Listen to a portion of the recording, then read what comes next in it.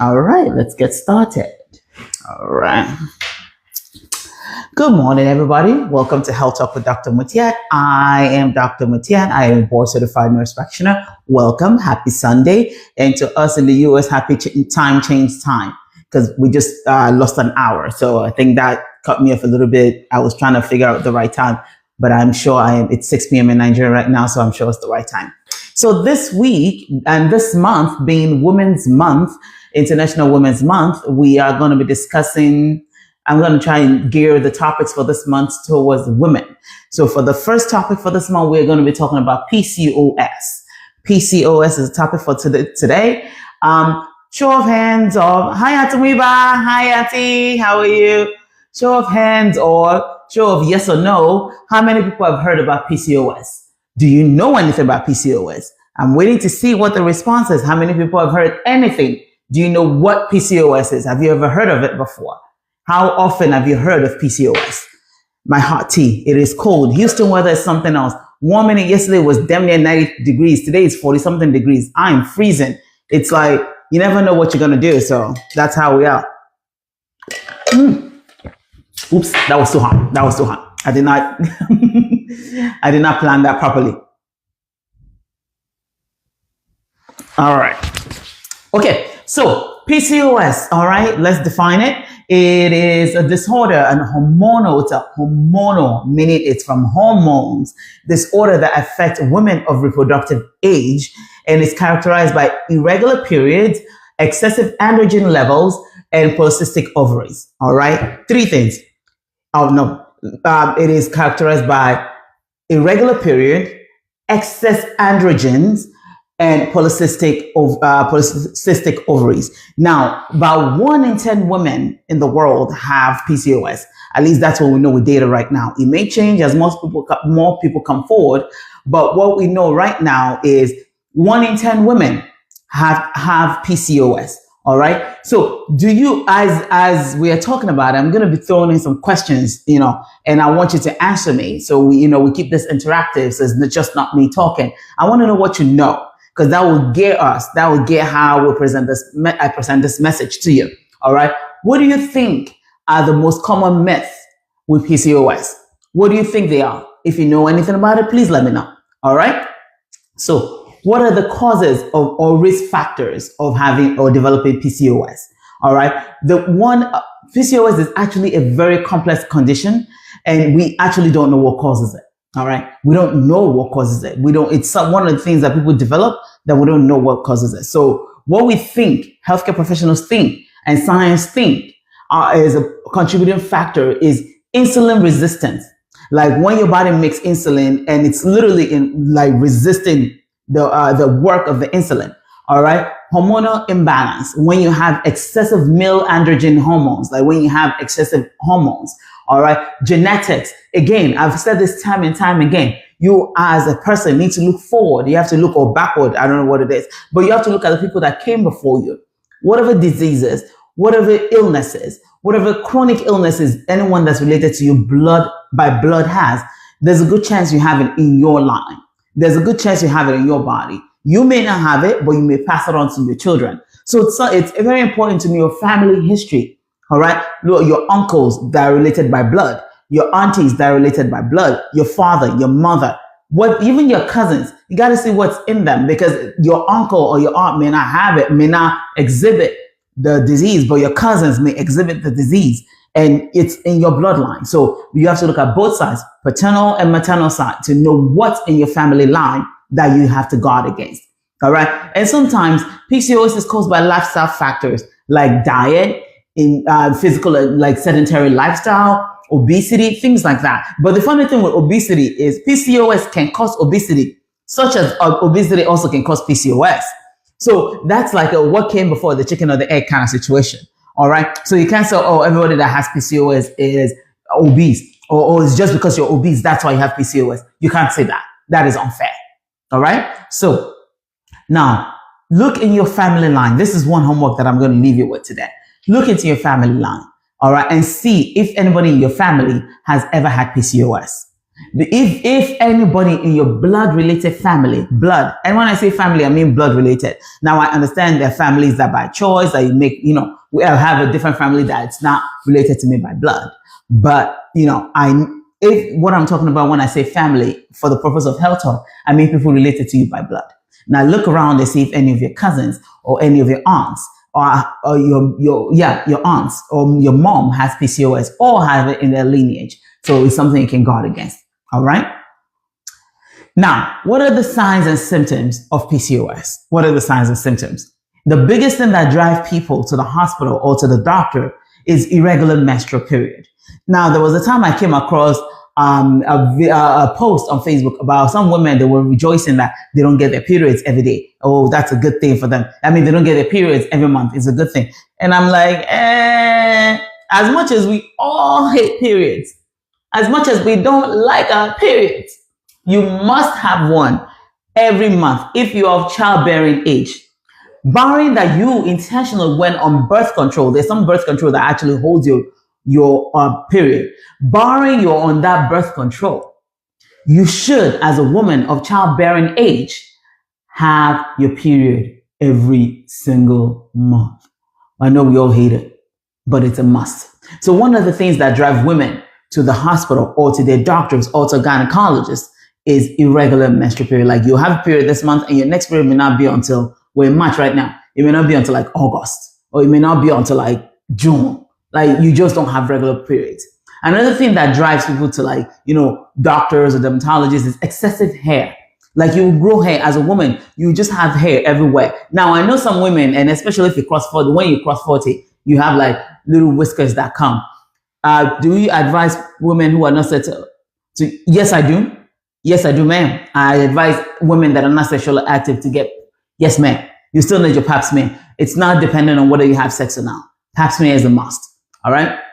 So, hairy skin. Hairy excessive hair growth is another symptom. Another symptom is a lot of acne. Like somebody that's not had acne before and all of a sudden starts shooting acne all of a sudden. And when I say acne, I mean pimples. When you start having excessive amount of pimples.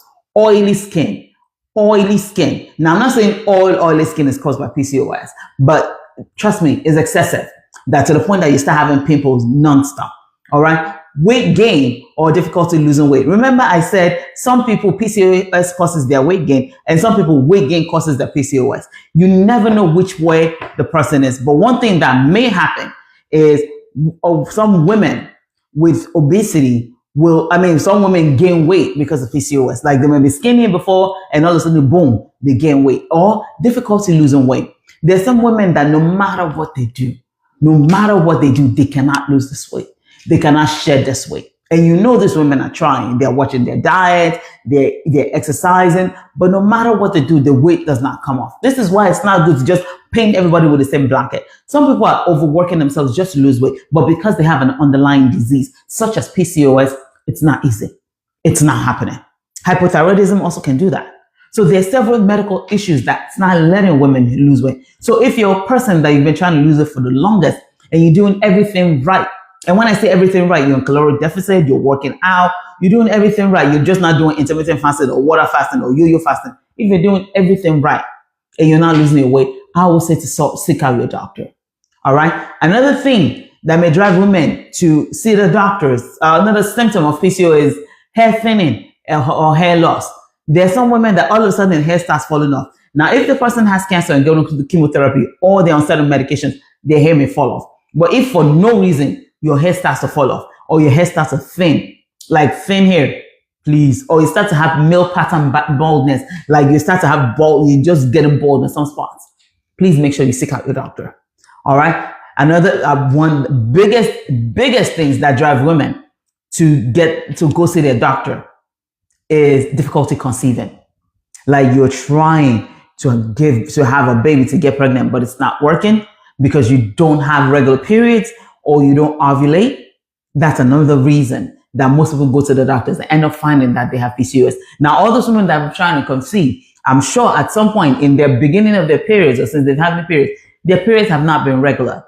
Women, you need to know your periods. You need to know how many days your cycle is. My cycle is 28 days. Sometimes it flip flops. I know, like on days we have 31 days in the month, like January, I got my period twice. I was not happy about it, but I got my period twice because my period is 28 days. My period is actually 25 to 28 days. So any in between of those, I get. Now, if I have a period 16 days, that will send me to my doctor. If I have my period at over like 30 something days, that will also send me to my doctor like, yo, something is going off here. What's happening? So it will lead me to go get some hormonal testing done. All right. So, and also some women have mood swing, anxiety, depression because it's a hormonal issue. So that's what sends them to see a psychiatrist or psychologist. And before, in psychiatry and psychologists, before they start diagnosing anything, first thing they do is make sure it's not physiological. When I say physiological, it's not your body. Like it's not a disease. It's not like hormone issues. It's not anything like that. So some people, when they start to have depression, anxiety, something like that's going on, and go see a psychologist or psychiatrist, first thing they'll do is order blood work. And then they'll say, it's hormonal. Yours is hormonal. It is not a psych issue. It is hormonal. Once we replace your hormones or we fix what's going on with you, your issue should be fixed. All right. So not all mental illness is mental illness. Some of them are physiological issues. And once they're corrected, the person will back to normal. But some people, it is just mental illness and it has to be treated as such. All right. So now another interactive poll that I'm going to leave you with. Which symptom do you think is the most common in PCOS? Which symptom do you think is most common in PCOS?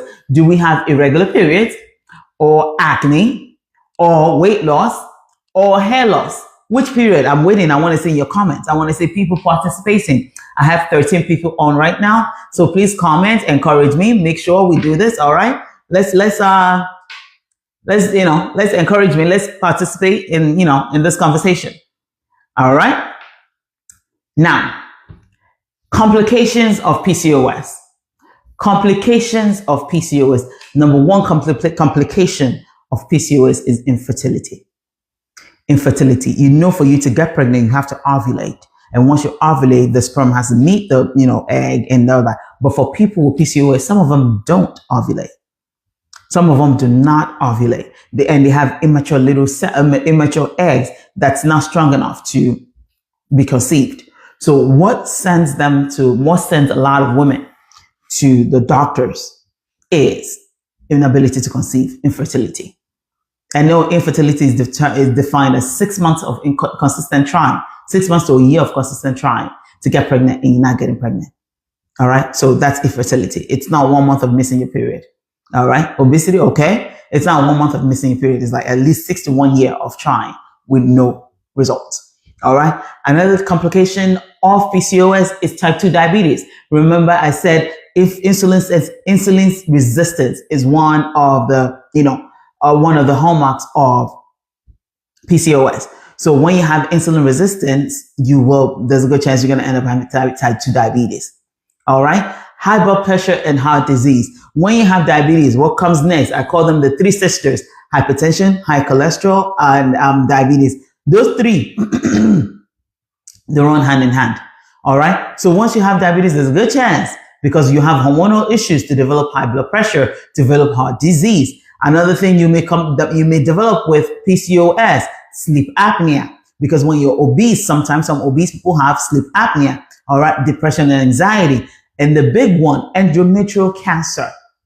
Endometrial cancer because of irregular period, because your uterine lining is not shedding, so it stays thick. So it may convert to abnormal cells.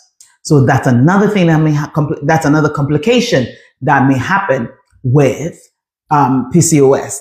All right.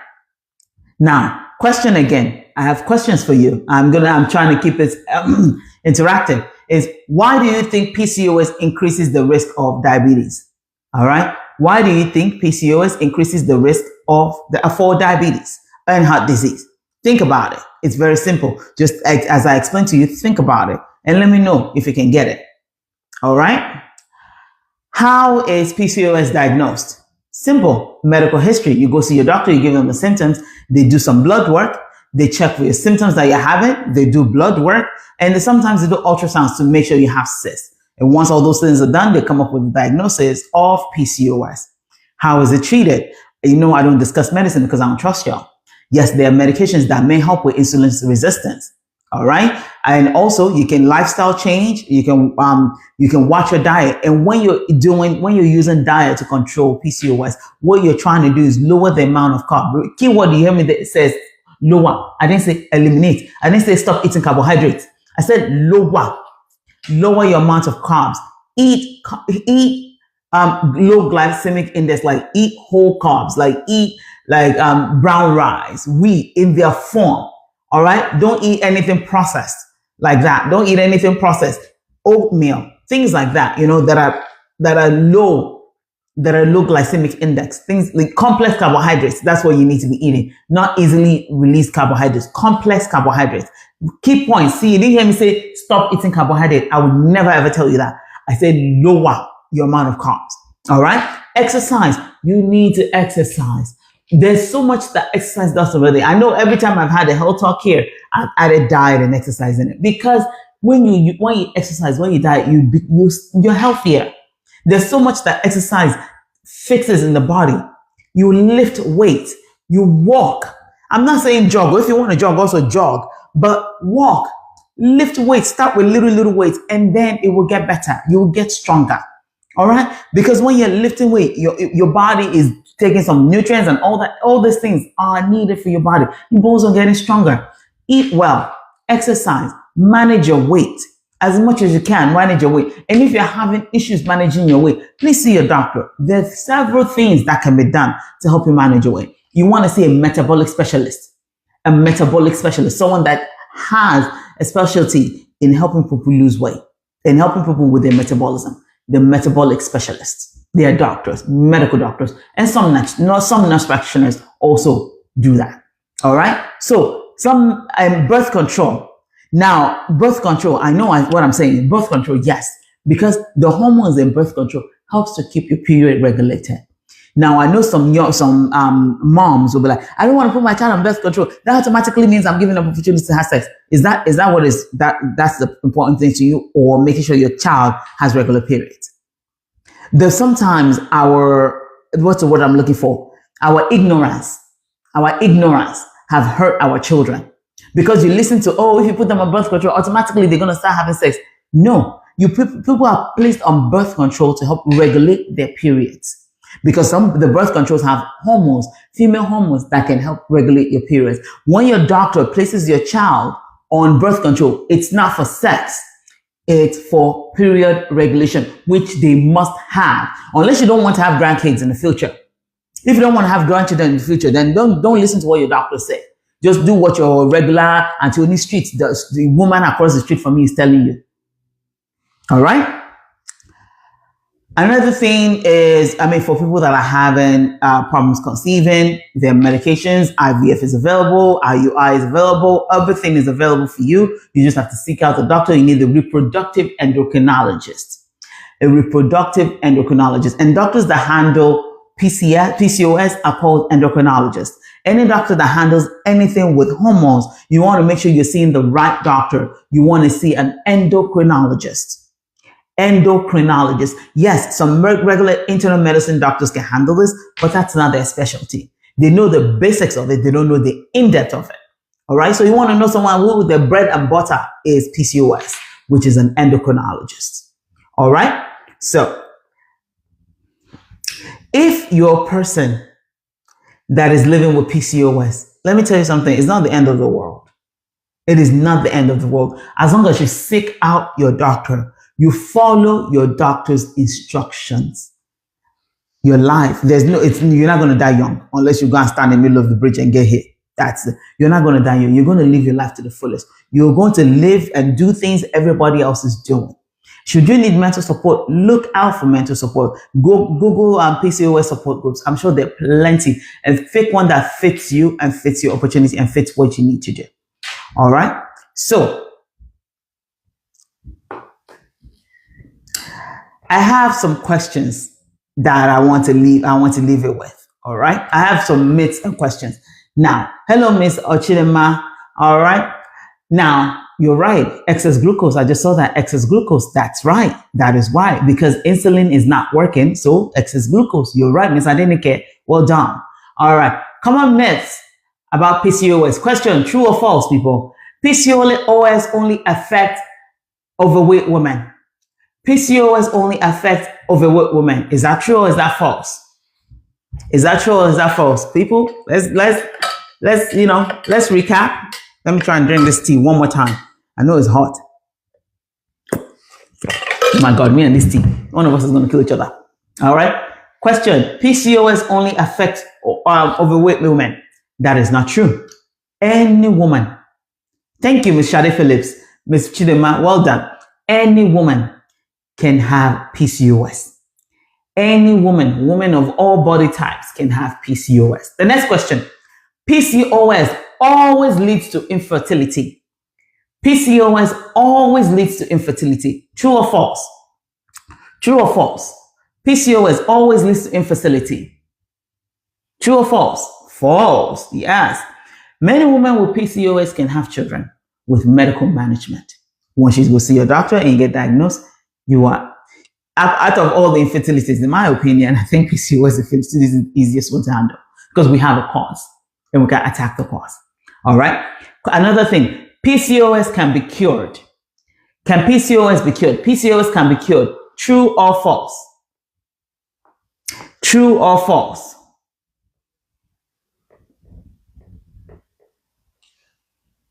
False. PCOS cannot be cured, but it can be managed. It's a chronic illness and it can be managed. It cannot be cured. Now, do we have any questions for me? Do we have any questions for me about PCOS that I may help you answer? All right. If not, this is what I'm going to tell you. This is what I'm going to leave you with. PCOS is a common disease. It's a manageable disease. It's a manageable condition. It does not have a cure. PCOS is a common but manageable health condition. All right. Early diagnosis and lifestyle changes can prevent complications. Early diagnosis and lifestyle changes can prevent complications. Please understand that. All right. Please understand that. All right. At the end, because we are rounding up right now, if there are no questions, I'm going to say this. I always try to say this at the beginning, but I always forget that this is not the end or be all. Everything you heard here is for informational purposes only. Should anything I say resonate with you, please go and see your primary doctor. Go see your doctor, your nurse practitioner, and get proper diagnosis and get proper treatment. I do not treat you. Anything I'm saying here does not constitute a treatment. So please understand that. All right. Also, please make sure you share this video. All I ask you to do for me is please make sure you share this video and encourage me to continue doing what I'm doing. I am here every Sunday at 6 p.m. Nigerian time, whatever time in the United States. I think today is 12 noon. So 12 noon Texas time, 6 p.m. Nigerian time. I'm here to discuss various topics. And should you have any topic that you want me to discuss, please slide into my inbox and ask me, and I will discuss the topic. Please understand that my specialty is in adult care. I'm not as strong in pediatrics. I don't do pediatrics. So my specialty is adult and gerontology. So that's what I know very well. That's my bread and butter. All right. I've discussed it before that there are different doctors that have different specialties. My specialty is adult gerontology. I don't do kids. I don't do neonates. I don't do babies. I'm sorry. And I don't do pregnant women. Once you get pregnant, I send you to OBGYN. Peace. That's it. Please make sure you share this video and don't forget to like, subscribe, and share. And please understand that Facebook is now deleting live videos. So all these videos I will put in on YouTube. Health Talk with Dr. Mutiat is the name, also on YouTube. So please make sure you like, you subscribe, and press the notification button so you can get information as I post them. All right. It's been a pleasure. All right. It's been a pleasure to be here. Since there are no questions, I'm going to log off so I don't waste your data and your time. I'm trying to be cognizant with that. So if you have any questions, please slide into my inbox and please get to the point. And don't forget to share, like, and subscribe. Dr. Mutiat Sunshine, signing out.